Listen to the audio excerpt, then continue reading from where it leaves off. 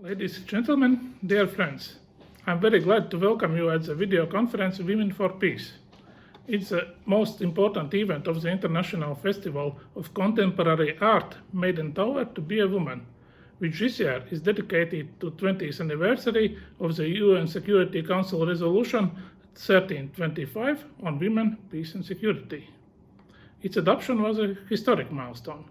For the first time, the UN Security Council was directly addressing the impact of warfare on women, as well as the role of women in resolving armed conflicts and maintenance of peace. It also underlined a need to consider women's interest in post-conflict environment and achieving higher representation of women at all levels of decision-making. Understanding the motives and mechanisms of gender relations are impossible without looking into history.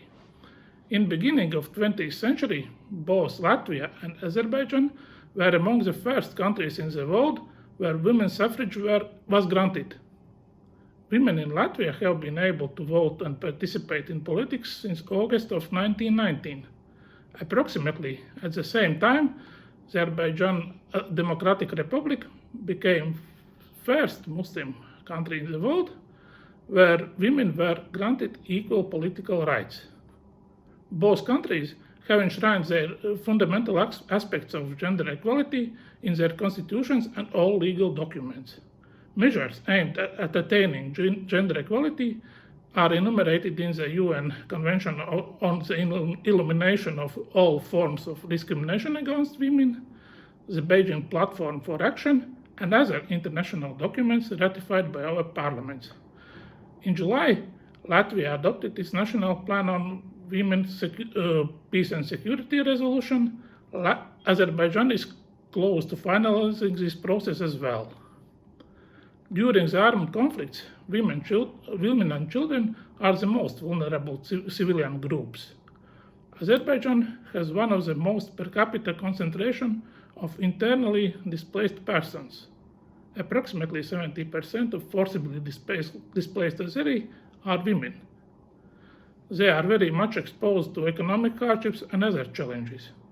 Therefore, I believe that an active women participation in the reconstruction process of the liberated and bordering areas after the trilateral agreement of 9th of November would be justified and of utmost importance. As the head of upcoming NATO contact point embassy here in Baku, I would like to underline the fruitful cooperation between Azerbaijan and NATO in implementation of Women, Peace and Security Resolution. With the aim of facilitating dialogue on these issues within the Euro-Atlantic Partnership Council, in September of 2018, Azerbaijan initiated and hosted the first NATO EAPC high-level conference on women, peace and security. These issues, together with peacekeeping, civil military cooperation, and crucial infrastructure, will be in our focus for the next 2 years. Dear friends, I am pleased to introduce a very knowledgeable panel of speakers of this video conference.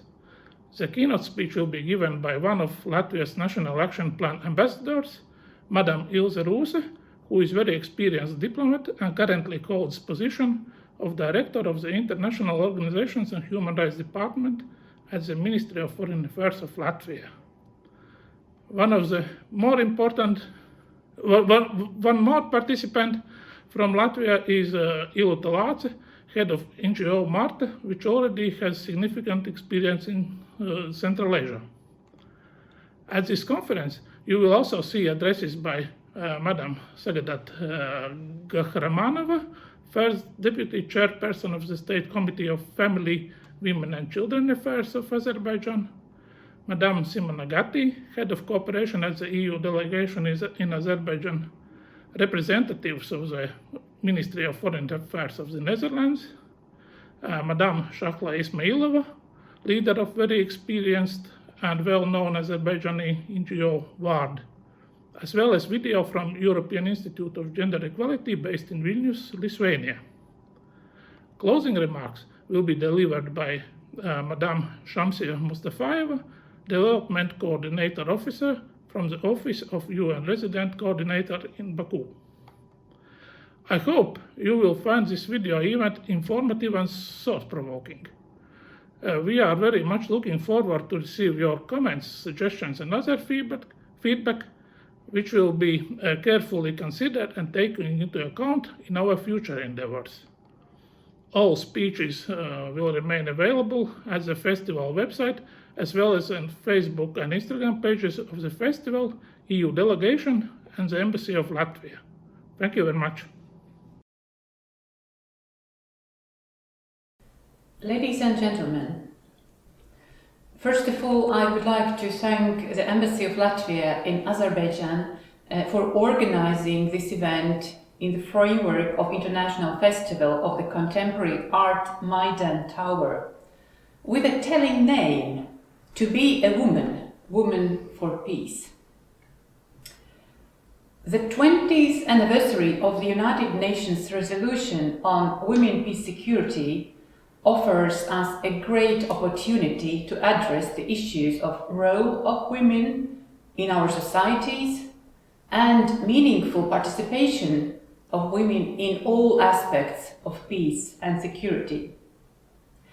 The thematic focus on the role of women is not new in our bilateral relations.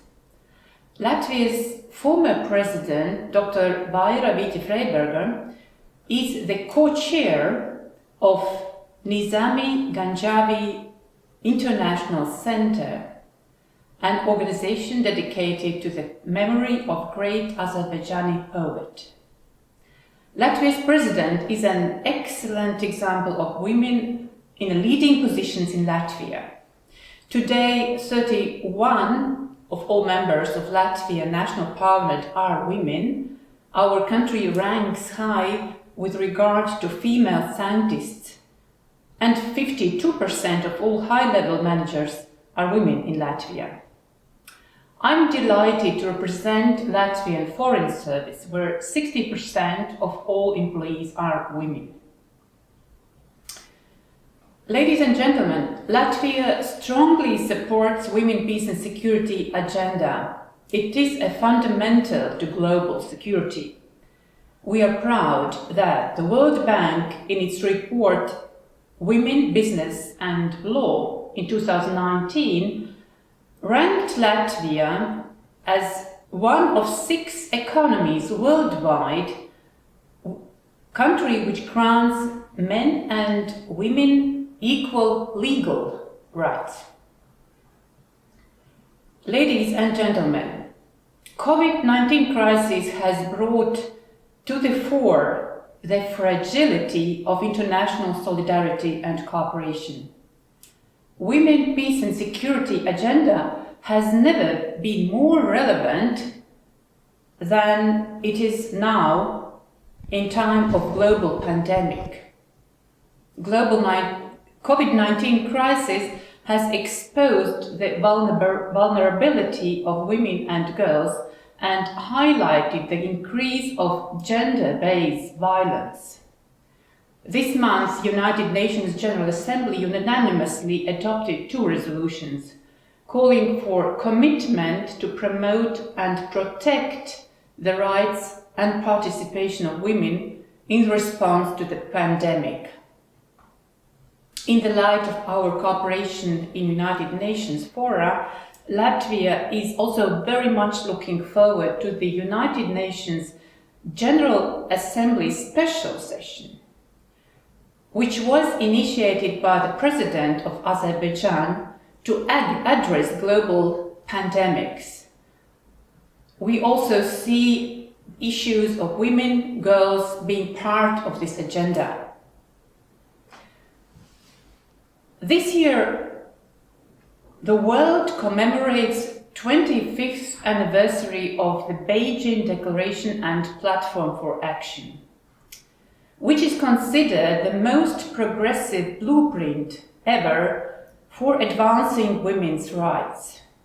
25 years ago, Beijing Platform set a path-breaking agenda for women's rights.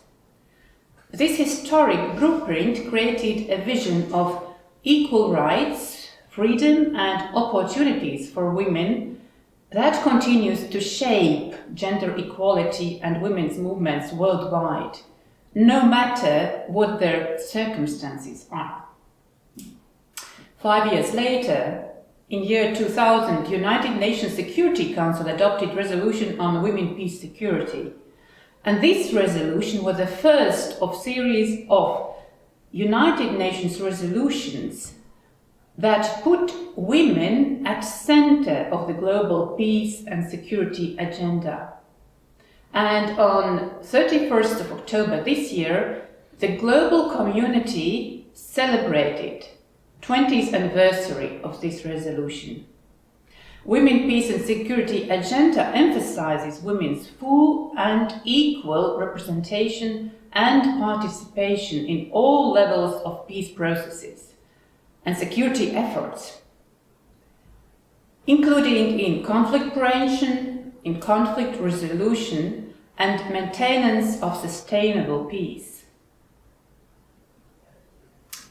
Ladies and gentlemen, on the occasion of 20th anniversary of UN resolution, from Latvia we wish the best of luck with the adoption of Azerbaijan's first national action plan on women, peace, security.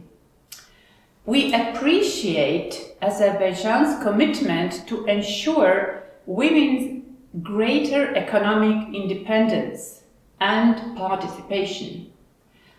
Latvia shares Azerbaijan's views on women's economic empowerment, including economic independence and participation, which we consider is crucial to global development of gender equality. We are content to learn that Azerbaijan has made specific budgetary allocation for a steady increase in gender mainstreaming process, and that all state programs and services are committed to ensure gender equality at all levels and all spheres. Azerbaijan's efforts to ensure more girls being included in careers in science, technology, engineering and mathematics are commendable.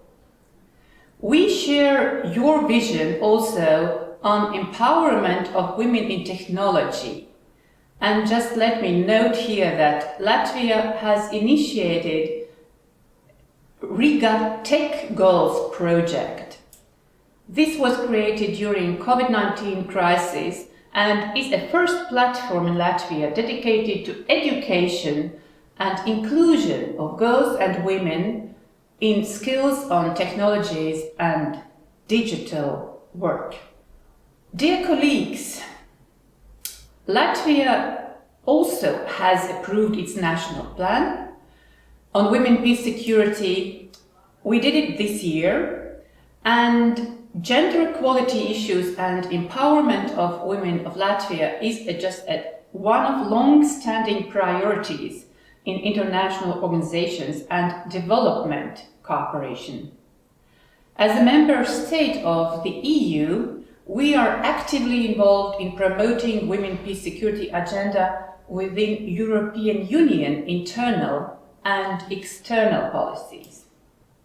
Gender equality is also a priority for Latvia in the United Nations, and we actively support the United Nations efforts, including financially aiding operations of United Nations Women. In September, Latvia was elected to the UN Commission on the Status of Women for the term 2021 to 2025. Our plan on women, peace, security is now drafted for 5 years term, and it envisages 3 main tasks. And let me just briefly introduce where we focus. Firstly, our national plan focuses on rising public awareness. We see it as an important aspect of awareness of gender equality issues and in the elimination of gender-based violence, especially among younger generation.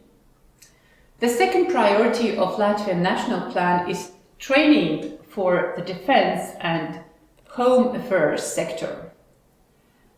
We have created and established a position of gender advisor. In Latvia's national armed forces, 16% of soldiers are women. Just let me know that NATO's average is 10%. And also in state police in Latvia, 30% are women. Our participation has been expanding beyond military missions to police, border guard and civilian missions. Women are already well represented in these missions, reaching participation levels of 12% for border guard missions under EU Frontex agency and 20% for civilian experts. Women participation in our military missions is also in line with the revised NATO Women and Peace Security Policy, taking into account three main principles: integration, inclusiveness, and integrity. The last but not least aspect of National Plan of Latvia is transfer of Latvia's experience and knowledge. And I'm delighted that today during seminar you will be also able to meet one of our stakeholders of National Plan who is actually acting on externalization of the Latvian National Action Plan on Women, Peace, Security. We have adopted this national plan in strong cooperation with non-governmental organizations, with civil society, and also with our foreign partners. The plan also foresees so-called communication campaign. We consider this is important to ensure that the national plan has a wider outreach, raising awareness of security agenda not only among people who have drafted it, but we have about a dozen personalities with difficult backgrounds who have agreed to act as ambassadors of Latvia's National Action Plan. They are representatives from Latvian Parliament, from government, from youth organization, and also non-governmental organizations and business. And I'm very proud to be one of Latvia's ambassadors for our National Plan Women, Peace, Security. Ladies and gentlemen, in these challenging times, we are given a much more deep appreciation of just how crucial Women, Peace and Security agenda is, and how we can work together to achieve the goals. It is crucial to fully implement it. Indeed, Azerbaijan and Latvia share the commitment to ensure a safe, inclusive and peaceful future for women. We must acknowledge the important task before us and continue to work towards ensuring full, equal and meaningful participation of women in all aspects of peace and security. As the Women, Peace, Security agenda celebrates its 20th anniversary, we must remember that women and girls' meaningful participation is crucial. In concluding, let me remind just another important date. Every year, on 25th of November, we mark International Day for Elimination of Violence Against Women. It is a reminder that we must stand up, speak out, and unify our efforts to eliminate these human rights violations. Once again, I would like to thank for the possibility to share Latvian views on this topic from the Ministry of Foreign Affairs and wish the participants of this seminar a very good discussions, also in addressing vulnerabilities of women in the post-conflict situations. I thank you.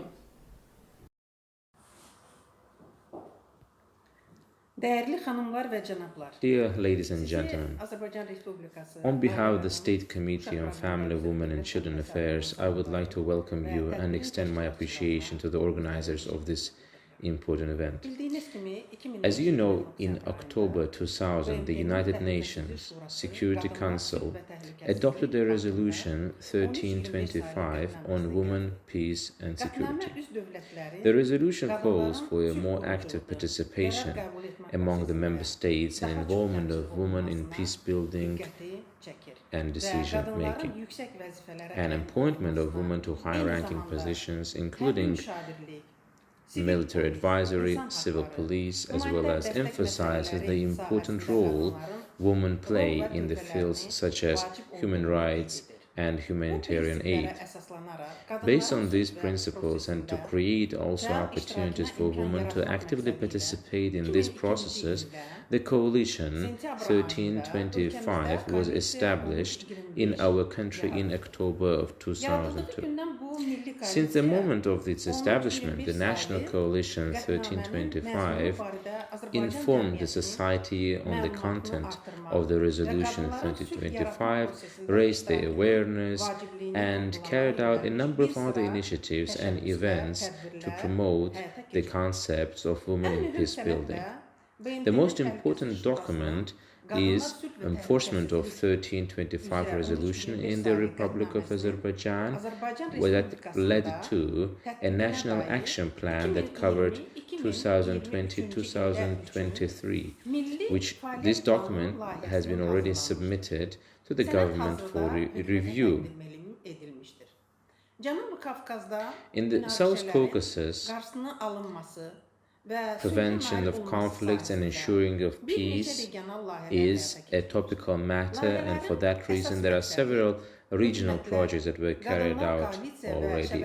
And the main goal of this project is to work with the government and ensure the gender equality as well as empower women and carry out at the national and regional level the established necessary conditions to create the women coalitions and networks. At the same time, prevent conflicts, raise the awareness, as well as carry out other educational efforts that will also support us throughout these projects.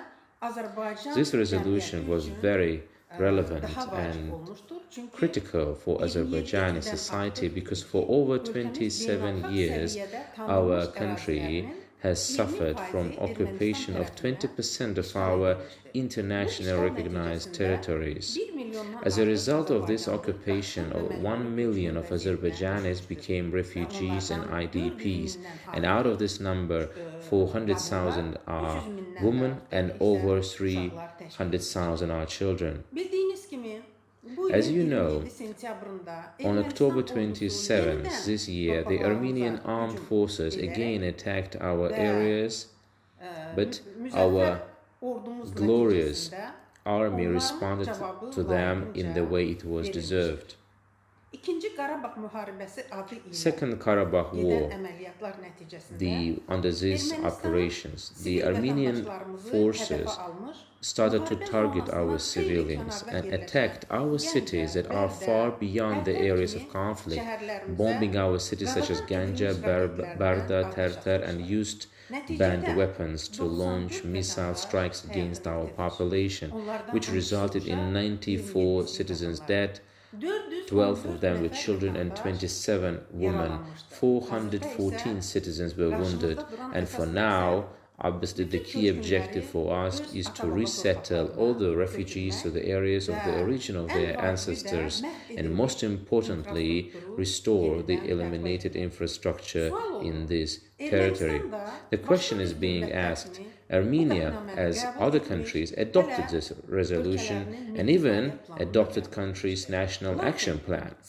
But, contrary to the documents and by violating them, violating and infringing upon all international norms, they started to attack the civilian population. In this situation, the Armenian political and military leadership need to answer for this.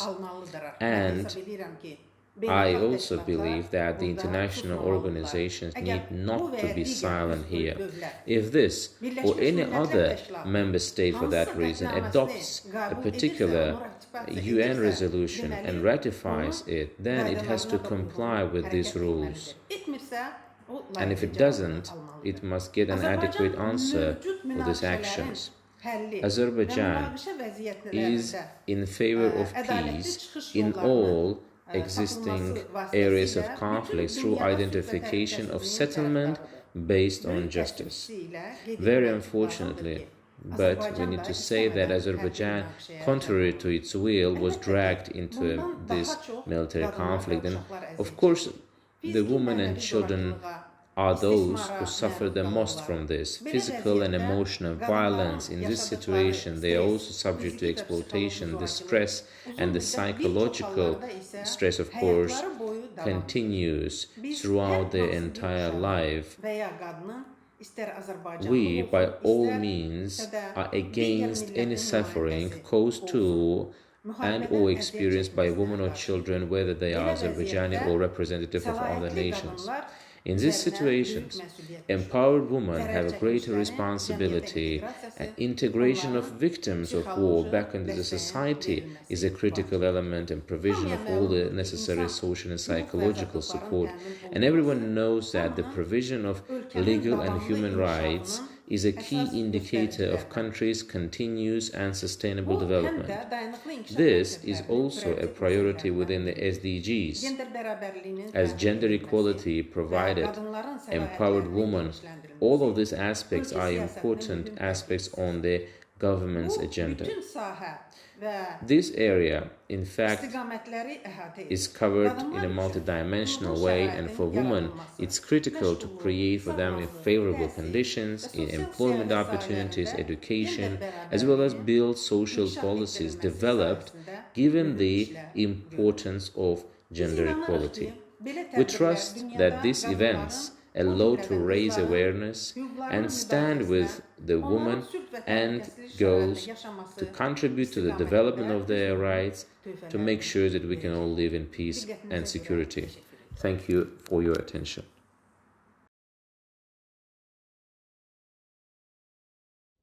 Hello. It is a pleasure for the European Union delegation to Azerbaijan to be involved with the Embassy of Latvia to Azerbaijan in the launching of this very important Maiden Tower Festival that this year is also focusing very much on women, security and peace. It is very timely in relation also to the anniversary of the United Nations 1325 resolution, which is very much looking at gender and integration of gender issues in all of the work of our common partnerships. When it comes to the European Union and in relation to this festival, there are three main pillars that the European Union supports in terms of its vision and its inclusive approach to having a world with no gender disequality.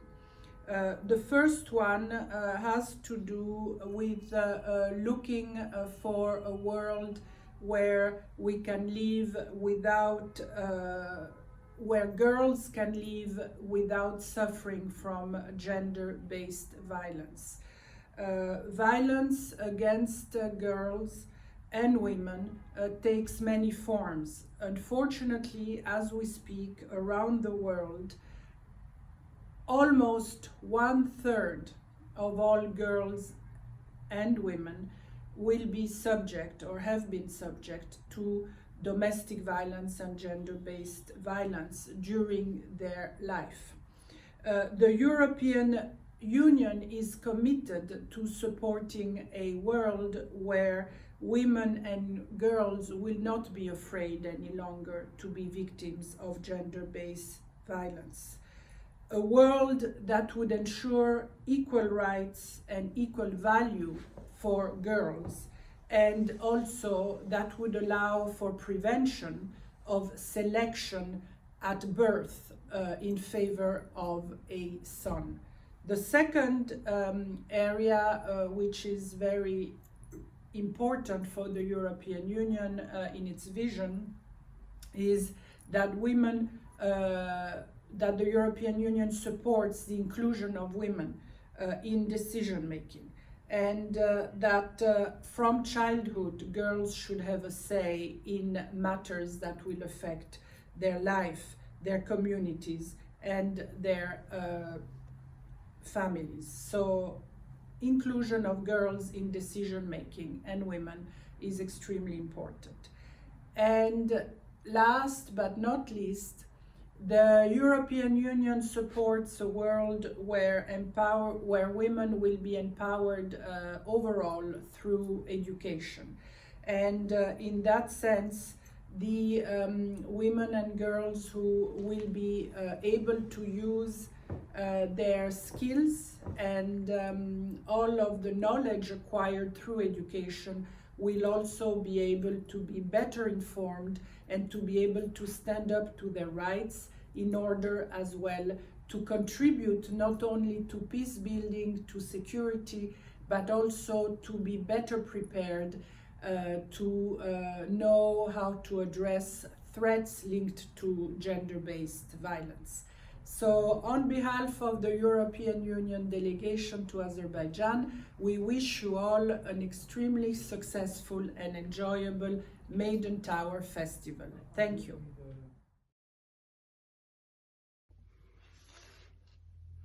Ladies and gentlemen, a warm welcome to you all. I'm very privileged to be here, although online, and a thank you to the Embassy of Latvia in Azerbaijan and the EU delegation for organizing today's video conference on women and peace. My name is Pascale Grotehuis and I'm the Ambassador for Women's Rights and Gender Equality at the Netherlands Ministry of Foreign Affairs. This year marks 20 years after the adoption of the landmark resolution 1325 and 25 years since the Fourth World Conference on Women in Beijing. This year, we've all been witness to the recently renewed conflict on Nagorno-Karabakh, and thankfully hostilities have ceased for now, and the first step on the long road towards peace are being taken. Although from far away and from a conflict-free country, I can only underline the importance of the Women, Peace and Security agenda in this conflict, as well as towards a positive and peaceful solution for all citizens. Without the inclusion of women, there will be no sustainable peace. The resolution 1325 does not only address people in conflict and post-conflict situations, as it calls upon all actors in the peace and security realm to implement the resolution internally. Resolution 1325 calls for a meaningful participation of women at all levels of decision-making processes, in conflict prevention, peace processes and reconstruction, for the prevention of gender-based violence and the protection of rights of women and girls. The resolution was adopted with a transformative intent. Women's participation can and should transform peace processes and security institutions. Its adoption also demonstrated a shift from the previously dominant conception of national security towards the recognition of the importance of human security. We are all aware of the lack of progress made in practice. women's participation in peace talks, gender mainstreaming in peace missions remain in many aspects rhetoric, ticking the boxes or lip services. Women and girls are still taking the brunt of the consequences of conflict. Often, especially in situations of fragility and conflict, women are excluded. The implementation of 1325 is lacking, or positive developments are reversed in countries affected by conflict and in countries participating in international peace and security efforts. In Azerbaijan, much has been done to advance the situation, although there's always some more to be done to advance the position of women, also in the case of my own country. So more efforts are ahead of us and more possibilities to work together. The Netherlands will continue its 1325 policy and remains an outspoken voice on women and girls, women's rights, civic space, and sexual and reproductive health and rights. The Netherlands will, within weeks, present its 4th National Action Plan on Women, Peace and Security. And we are ambitious. We underline priorities like enhancing accountability, mainstreaming gender-sensitive policy development and implementation, and strengthening of the domestic pillar. The Netherlands is willing to work, also with countries, in a practical and at a tactical level, to enhance equality in policy development in an inclusive manner, together with civil society organizations and women-led organizations. Because our task remains the strengthening of the women, peace and security agenda, also at the political level, nationally and internationally. We see an alarming pushback against the implementation of the women, peace and security agenda and women's rights at large.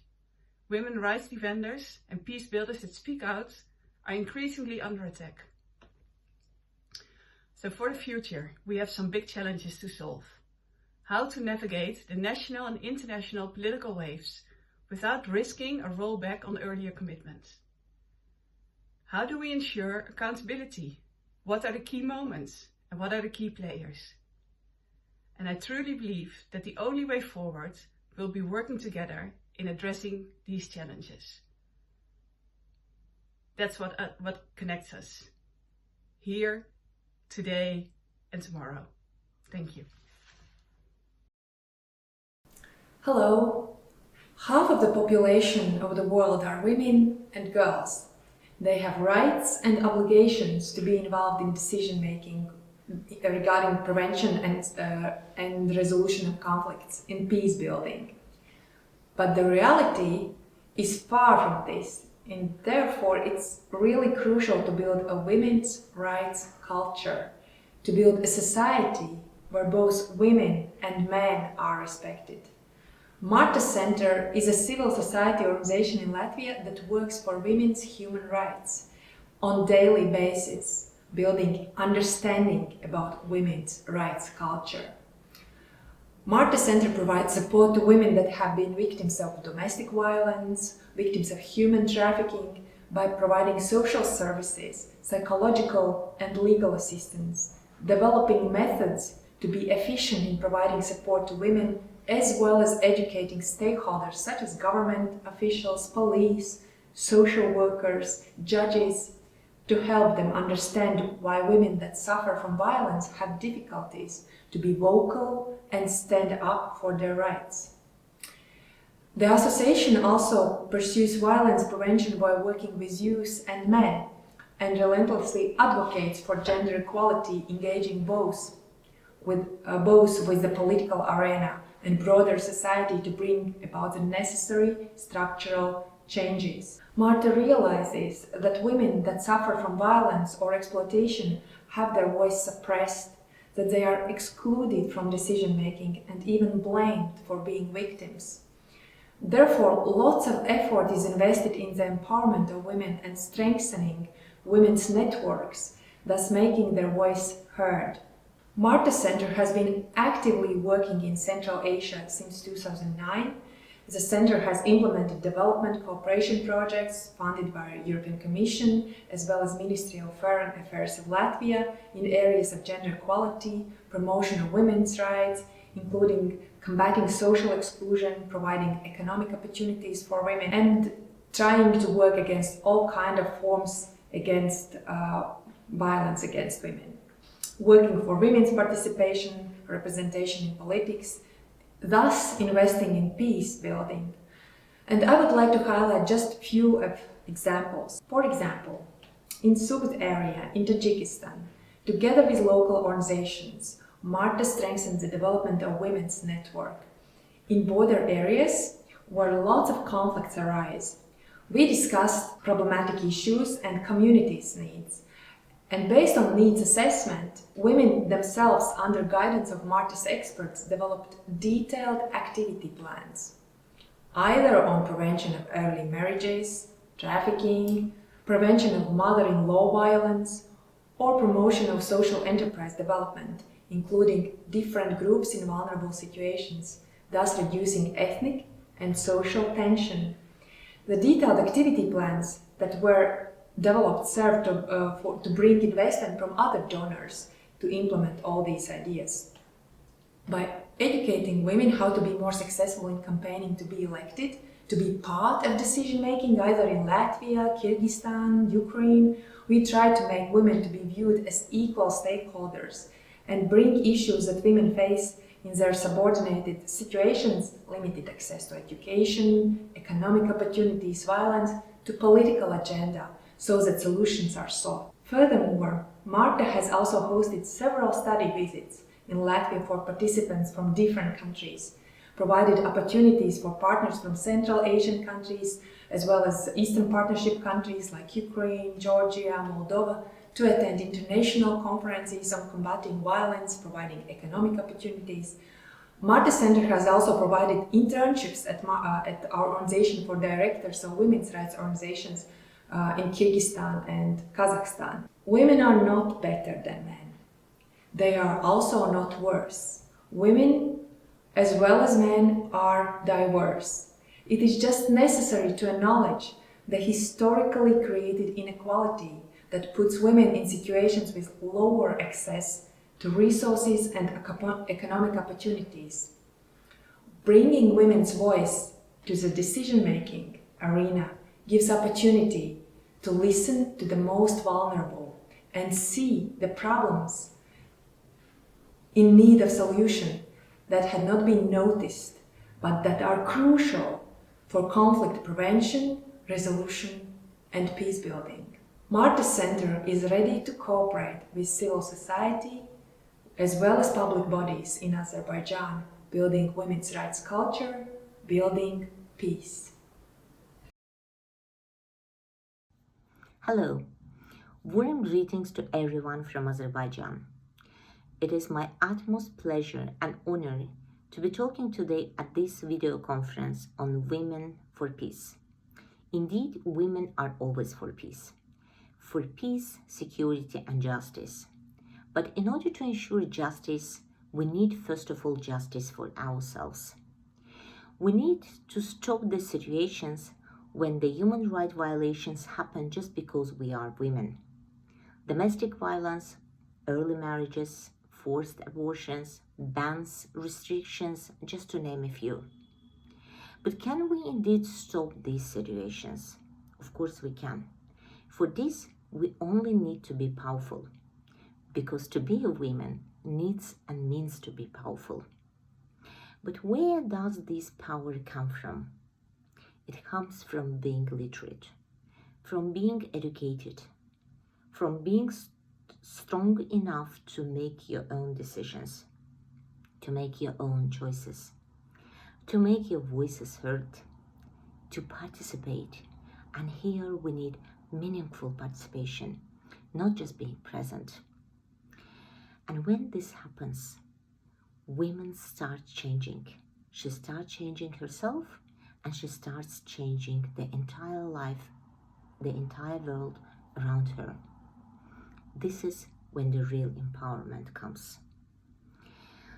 So when it comes, the changes happen at all the levels, because starting from herself, she starts making the impact at all the levels on political, public, social, economic, cultural, along with men, at national, local, regional, international levels. One of the areas where women's meaningful participation really matter is peace and security. This is where women can really make changes.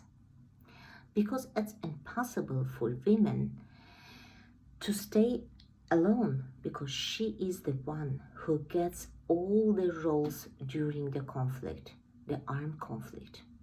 It is very important for the entire world. It's doubly important for Azerbaijan, which has been in the state of undeclared war with Armenia for about 30 years. 30 years, and finally we are so close to peace. But this peace comes after 30 years. 30 years of injustice, of human losses, tens of thousands of deaths, of injured people, of hostages, of lost people. 30 years of lost hopes, tears, injustice. But women can make a change. Women can find the right word. Women can start from scratch. Women can cry out. Women can always find a right path. Women should be there. So only when women is there, only when she takes part in it, the sustainable peace is possible. And here, I'm so happy to inform you that Azerbaijan is about to adopt its first national action plan on UN Security Council Resolution 1325. Back in 2017, we created the working platform, which brought together 11 institutions and organizations to develop the first National Action Plan 1325 for Azerbaijan. It embraces dozens of activities under all 4 pillars of the resolution. That is prevention, protection, participation, relief and recovery. And when this founding document, policy, very important document, is adopted and starts implementation, this is when women will have equal access for participation, for contribution, and conflict prevention and settlement and peace building. Because this is the only way to our dreams. Yes, indeed, there is still so much ahead of us. It's a long way to go, but this is the only way to peace, to security, to justice. And this is the only way to our Azerbaijan, Azerbaijan of our dreams. Therefore, to be a woman needs a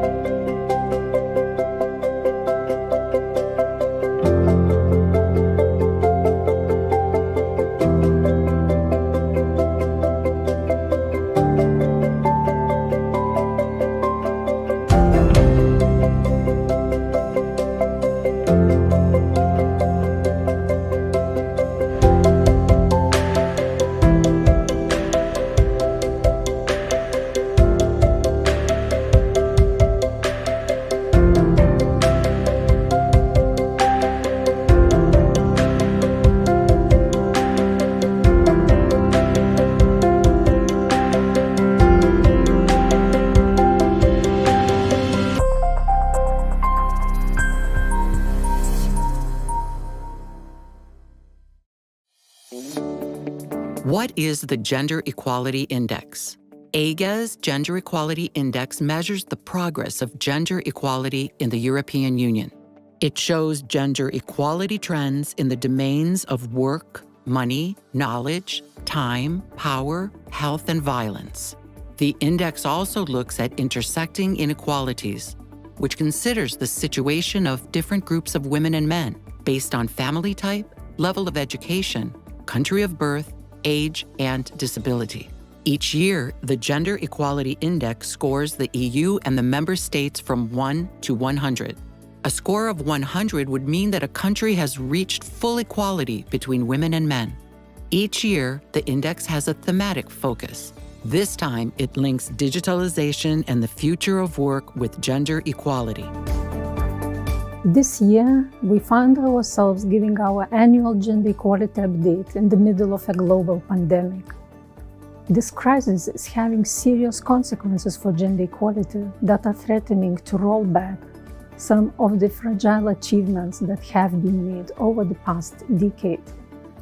We hope that our index findings will help Europe's leaders to design solutions that will be inclusive and promote gender equality in our post-COVID-19 society. Now is the moment when we will reveal the updated index scores to see how the European Union and the member states are faring when it comes to gender equality. The EU score in the Gender Equality Index 2020 is 67.9 out of 100. At this rate, the European Union is still at least 60 years away from gender equality upgrade. The top performing country in the gender equality in the European Union is Sweden, followed closely by Denmark and France. Sweden and Denmark keep their top spots since 2013, when the first Gender Equality Index was released. Sweden is the best performing country in 5 out of 6 domains, in the domains of work, knowledge, time, power, and health. Denmark is among the top performers in the domains of work, knowledge, and time sharing between women and men. France showed some outstanding performance in the domain of power and also ranks highly in the domain of money. The countries most in need of improvement are Greece, Hungary, and Romania. Greece and Romania need more substantial progress in closing gender gaps in decision-making, time spent on caring and social activities, and education. Hungary has the lowest representation of women in the European Union in their highest decision-making bodies, and the situation has worsened since 2010. The countries that have improved the most since 2010 are Italy, Luxembourg, and Malta. In Italy and Luxembourg, progress was mostly led by the improved gender balance in economic decision-making, following the introduction of binding legislation or other governmental action. Malta considerably narrowed gender gaps in participation in employment, care activities, and decision-making on research funding. The countries with the least improvement since 2010 are the Netherlands, Poland, Hungary, and Czechia. So what's driving gender equality forward in the European Union? It's the domain of power, even though the EU's overall score is the lowest of all domains. The domain of power takes political, economic, and social decision-making into account. The domain of power increased by almost 12 points since 2010, and by 1.6 points since the last year's edition. The improvement in the domain of power is responsible for about 2/3 of the total improvement of the Gender Equality Index score since 2010. Without these gains in power, gender equality in the EU would barely be progressing. The countries with the biggest gender balance in the highest decision-making posts are Sweden, France, and Finland. France has improved the most in the EU, with a massive increase of 27.4 points since 2010, followed by Italy, Luxembourg, and Germany. Economic decision-making accounts for the biggest improvement across the EU. jumping 17.9 points since 2010. This was largely due to the increased presence of women on the largest quoted company boards. The application of quotas or other soft measures by some member states has helped to address the gender imbalance. France is the only country to have over 40% of women on company boards, and other 8 countries have almost reached at least 1/3 of women on company boards, most of them by taking target actions. While these countries have been helping to drive progress, the rate of change will start to slow down and flatten out as they reach gender balance. So many other countries need to catch up, because there are still a long way to go until gender balance is achieved, especially in the top position. You know, men still account of 9 out of 10 CEOs in the largest quoted companies in the EU. Throughout the COVID-19 crisis, women have been largely missing from the decision-making bodies established to tackle the pandemic. While women represent the majority of healthcare workers, decisions have been taken mostly by men. While the domain of power is driving gender equality forward, there are serious challenges in the domain of knowledge. There has been very little progress over the last 10 years, just 1.8 since 2010 and 0.1 since last year's edition. One of the biggest problems holding back gender equality is segregation in education. This means a concentration of either girls or boys in certain subjects. Since 2010, Germany, Malta, the UK, and the Netherlands have all gone backwards in this area, while Italy and Romania have made the biggest improvements. Despite efforts to tackle this issue, such as special initiatives to encourage girls to study science, engineering, or ICT, segregation has actually increased since 2010. If you look at students studying ICT at university in the EU, 82% are men. This pattern continues into the world of work, where 8 out of 10 ICT jobs in the EU are held by men. That's even more than in 2010. This situation means that women are not enjoying the full benefits of the ongoing digital transformation of the labor market. In fact, women are estimated to be at a slightly higher risk of being replaced in their jobs by robots compared to men. Jobs in the ICT sector are generally quite secure, well-paid, and offer flexible working conditions. While women are largely missing from these jobs, there is a big dependence on women in the care sector, whose jobs are characterized by low pay and irregular working hours. The COVID-19 pandemic emphasized these gender inequalities, especially segregation in the labor market. Across the European Union, women make up 93% of childcare workers and teachers' aides, 86% of personal care workers and health services, 95% of domestic cleaners and helpers. These professions are some of the most undervalued and underpaid jobs in the European Union. The domain of time in the Gender Equality Index shows us that women carry out the bulk of essential but unpaid care work in the home. With the COVID-19 pandemic, the lockdowns and closure of schools and workplaces put extra pressure on families, especially women and lone mothers, to combine childcare responsibilities and homeschooling while teleworking. On the positive side, fathers were spending more time at home looking after their children. Digital technologies can indeed help women and men to combine private life with paid work. However, telework arrangements are not a long-term solution to solve the shortage of adequate care services. New jobs offered by digital platforms are often perceived as flexible, but they are not necessarily challenging the unequal distribution of unpaid work.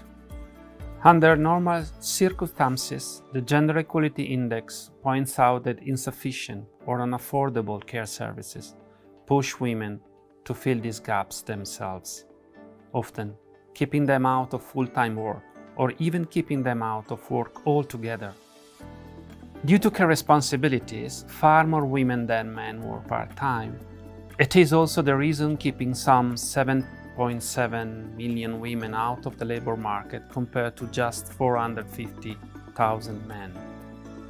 A lack of free time due to caring responsibilities make it harder for women also to find time for regular training to update their skills. As digital innovations are moving so fast, people need to keep on improving their skills if they want to take advantages of the new, well-paid jobs requiring a high level of digital skills. On average, 40% of women compared to 24% of men cannot participate in lifelong learning due to family responsibilities. In Cyprus, Malta, Greece, Austria, and Spain, this is the case for more than 50% of women. So, what needs to change? We need work-life balance policies that not only aim to get more women into the labor market, but which also aim to get men to do more housework and caring for children, older and sick family members, and persons with disabilities. We need more recognition and improved working conditions in the care sector, which could encourage more people, and especially men, to choose a career in this important area. We need to challenge gender stereotypes early on in the school system to encourage young people to choose their subjects freely, regardless of gender. New opportunities in the labor market can benefit both women and men if more diverse career choices are offered to girls and boys, not just traditionally narrow career options. We need targeted measures to increase gender balance in decision-making. We need to ensure women are included in decision-making processes in all emergency responses and COVID-19 recovery plans, in consultation with women's civil society organizations. You can find all our index-related materials on EGE website. Compare the results of each country, view the report, explore the data, or play our index game.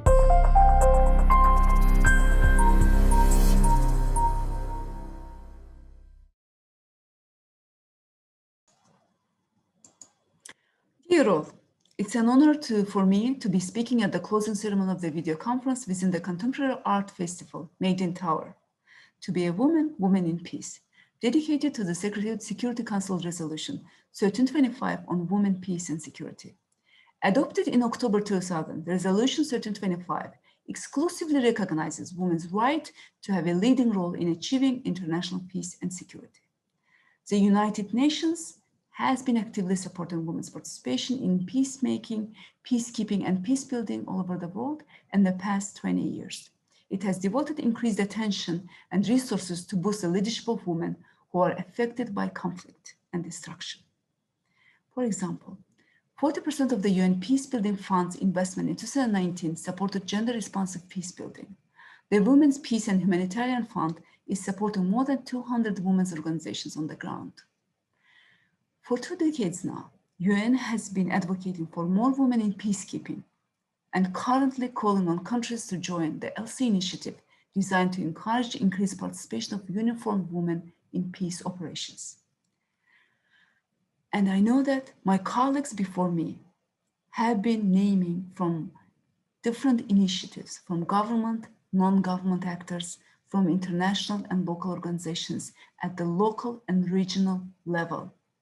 But unfortunately, despite all of these good initiatives in progress, we are still falling short.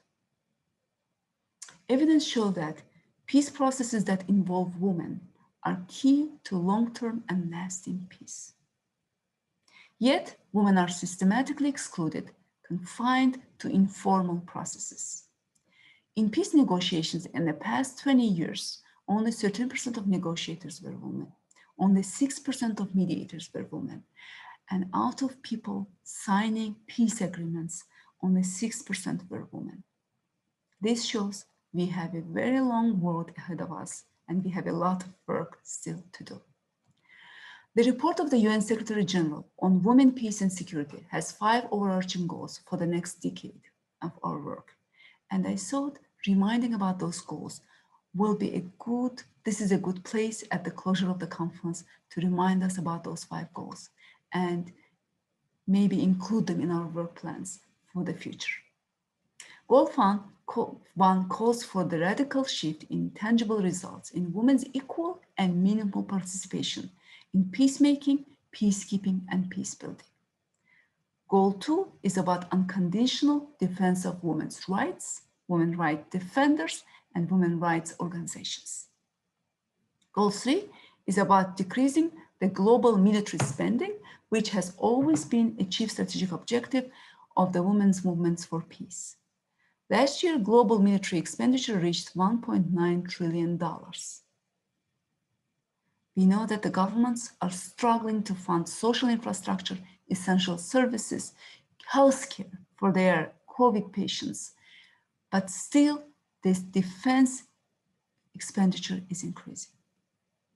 Goal 4 prescribes that minimum 15% of direct official development assistance to conflict-affected countries should be dedicated to advancing gender equality, and that includes multiplying by 5 direct assistance to women's organizations.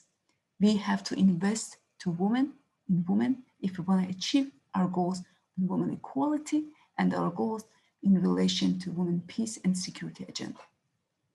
Goal 5 of the report calls on gender data revolution that reaches the general public and increases our knowledge around today's most pressing issues and the new security environment, from pandemics to climate change to the growing power of private security actors and new technologies. We have to understand data. We have to rely on gender desegregated data while making important decisions on peace and security.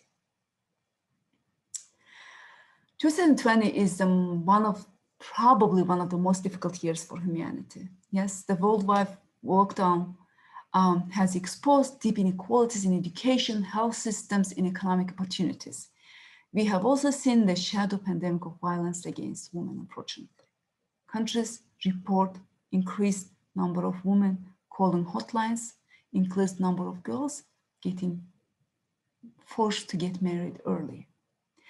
And that's why the UN Secretary General addressed the countries and the heads of governments asking to pay a special attention even during the pandemic to gender-based violence against women.